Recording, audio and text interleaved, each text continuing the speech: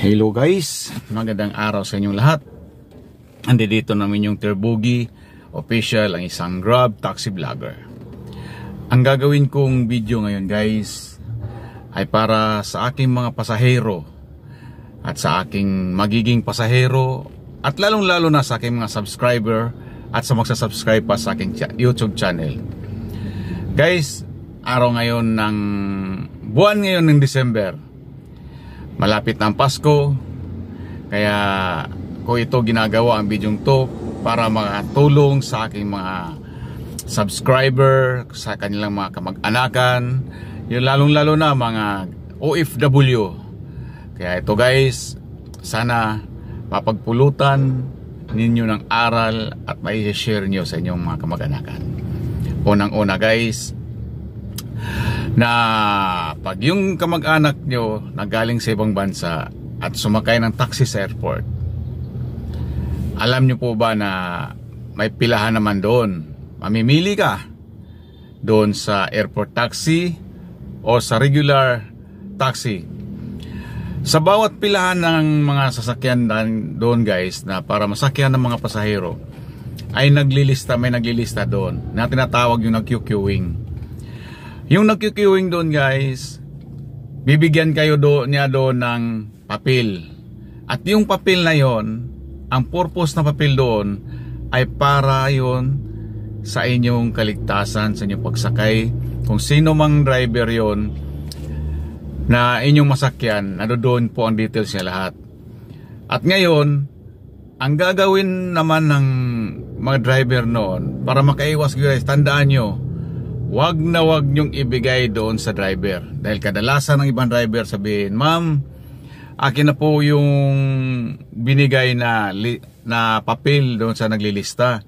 Kasi kailangan ho namin yan, ibalik namin para patunay na naihatid namin kayo ng maayos." Wag nyo po yung ibigay sa driver. Dahil yung queuing na yon na papel, na pag may ginagawang kalukuhan ang driver at may hindi kayo nagustuhan sa ginagawa niya, pwede nyo po siyang i-report dahil doon po lahat ang details doon sa papel ng queuing. So kaya guys, kinakailangan ingatan nyo po yung papel na hindi mawawala, para kung halimbawa may naiwanan kayong bagahe o kahit anong mga hindi nyo gusto sa driver sa airport, yung sa mga Grab, sa mga regular taxi o sa airport taxi. Kaya kinakailangan doon, para hindi kayo mabiktima sa mga manggagansong mga driver dyan sa airport, lagi nyong tandaan na walang maloko pag walang manluloko.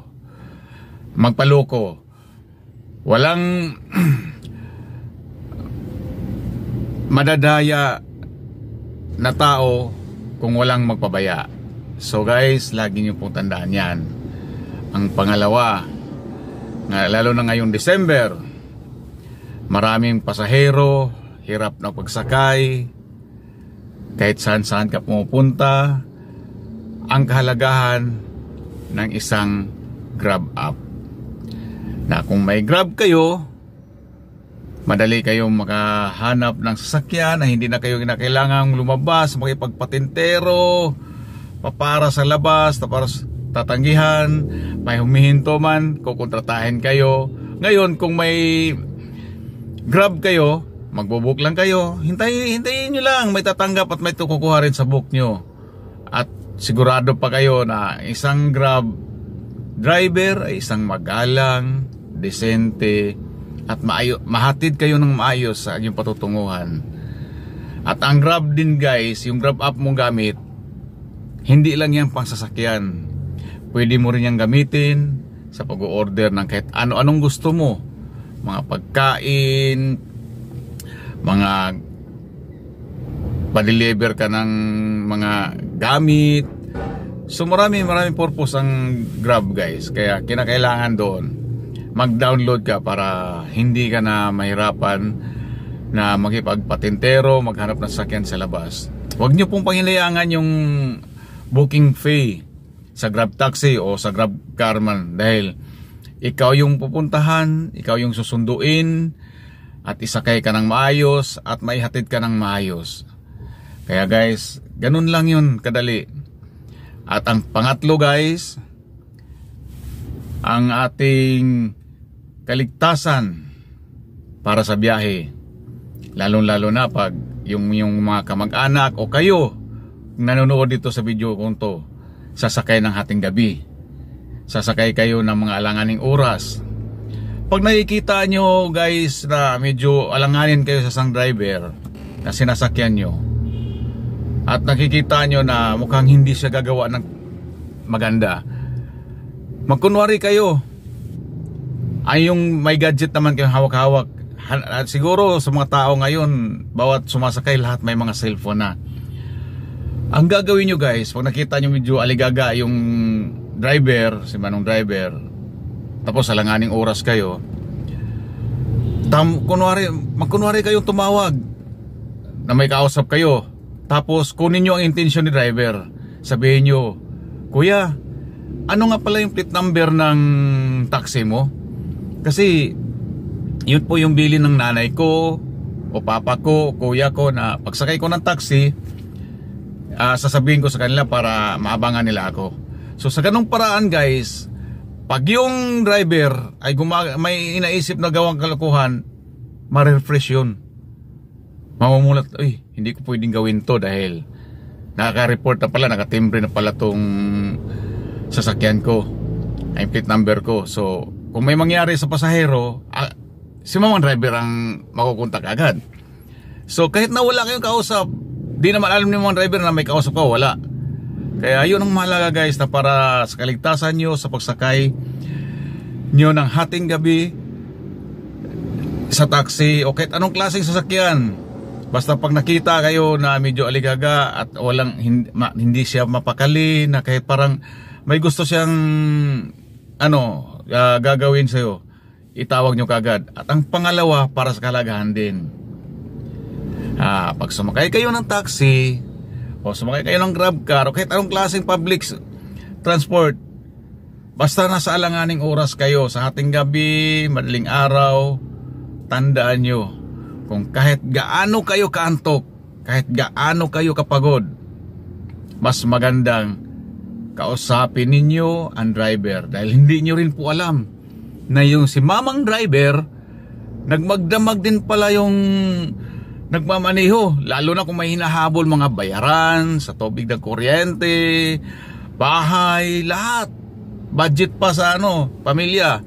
So kinakailangan, kasi kaming mga driver, kahit na gaano kami kapagod, basta wala pa kami kinikita, ipilit namin ibiyahe yan, at hindi kaming pahalata sa driver, sa aming pasahero, na pagod na rin kami. Kaya kausapin niya. Iba kasi ang conversation ng pasahero at yung driver. Huwag kayong mahiya. Basta wag lang kayo magkwentuhan na below the belt, yung mga bastusan, yung simple lang, yung formal lang, para ma-refresh lang at maging maayos ang inyong takbo. Baka mamaya parehas kayo, ikaw nakatulog ka sa likod, si mamang driver antok na rin, kahit anong ginagawa niya, sumasabay na sa tugtog, sumasabay na sa kahit para lang maaliw yung sarili niya, pero hindi pa rin talagang antok na siya. Pero kung kinakausap niyo si mamang driver, kahit antok yun, biglang mabuhayan yun. Yun ang kahalagahan ng may conversation nyo si manong pasahero at sa si mamang driver. So, yun guys ang mga tip ko sa inyo para sa safety. Baka mamaya pagkikita nyo, tulog kayong dalawa, pati si mamang driver, pagising nyo, nasa hospital na kayo. Wag naman sana mangyari. Kaya yun guys, itong video ko to, ay ginagawa ko ito para makatulong sa mga simpleng pamaraan lang. Dahil sa loob ng 8 taon kong pagtataksi, pagiging grab taxi vlogger, sa pagbablog bago lang, pero sa pagiging grab taxi matagal na. May maraming mga reklamo na ito ganyan, kinukontrata sila, bakit may metro naman, ang daming dahilan. Para makaiwas kayo sa lahat ng yan guys, ang sagot dyan, Grab app. At ang huling-huli guys na i-share ko sa inyo ay ito yung sasabihin nyo na, manong driver, ihatid nyo po ako sa ganitong lugar. para din po maiwasan yung pag-aaway at pagtatalo nyo. Kinakailangan i-guide nyo po, sabihin nyo po na dito po ang daan, ito ganyan. Ngayon kung may isa-suggest naman si mamang driver, ma'am, ganitong oras po dyan, napaka-traffic, okay lang po ba sa inyo na dito tayo dadaan? Ngayon, kung ayaw mo naman talaga, yung sa iyo ang masusunod, para hindi kayo mag-aaway ni hindi kayo nyo sabihin, naisip na inikot-ikot kayo namin, inatid para lalaki. Hindi po, dahil kami po mga taxi driver, mas gusto po namin na bumaba kayo kaagad at makakuha, para pagbabaan nyo, makakuha kami agad ng bagong pasahero, di bagong kita namin yun. Kaya alisin nyo po yun sa isip nyo na kami mga taxi driver, inikot-ikot namin kayo. Kaya yun ang kadalasan na nag-aaway si pasahero at taxi driver, dahil kami driver, yung sinasabi nyo yung lugar, alam namin yun. Di siyempre yung daan namin na alam, yun ang gagamitin namin. Ngayon magugulat ka ngayon kung bakit dito kami dumaan. Yun ang alam namin So mas maganda yun, guys. Pagsakay nyo ng taxi, kung alam nyo naman, huwag nyo na sabihin na ginawa kang GPS. Ang gagawin nyo, ituturo nyo kay mga driver na kuya, dito ho tayo dadaan ha, tapos ano ito ganyan. O si ma'am, turo nyo lang po, kasi kami, sabihin lang naman namin, sige ma'am, turo nyo lang po, dahil di ko rin kabisado masyado yung lugar na pupuntahan natin, para maging maayos at smooth yung biyahe natin. So sa ganung paraan, guys, at itong huling-huling information ko, sa paraang ito, hindi ka makahanap ng kaaway na taxi driver. At hindi ka rin makaisip na inikot-ikot ka ni mamang driver. At lalong-lalong hindi ka na rin mag-isip na ganon kaming klaseng mga driver. Kaya tandaan, guys, yung mga paalala ko. At kung sa tingin nyo man nakatulong ito, sana ituloy nyo ang inyong pag-subscribe sa akin. I-share nyo sa inyong kamag-anakan, lalong-lalo na yung sinasabi kong queuing doon sa airport. Dahil itong buwan na to, December, maraming uuwi nating mga kamag-anakan na galing sa ibang bansa. May mga kamag-anakan nila rin galing probinsya. Sabihan nyo sila na gano'n ang gagawin. Na yung queuing, yung coupon, hahawakan nila bilang patunay na ikaw ay sumakay sa taxing yan sa ganitong oras, ganitong araw. Wag na wag nyo po yang ibigay sa driver. Dahil pag binigay nyo sa driver, binigyan nyo ng pagkakataon ang driver na lukuhin kayo, kontratahin kayo, lahat magagawa niya na. Ibababa kayo sa alanganing lugar dahil wala kayong paghawakan na para ireklamo siya. Okay, guys, sa susunod kong video, ito ang inyong Terbugi Vlogger, Taxi Grab Driver. Sa susunod ko, guys, i-subscribe nyo ako kung bago kayo sa aking channel. Okay, bye-bye, see you!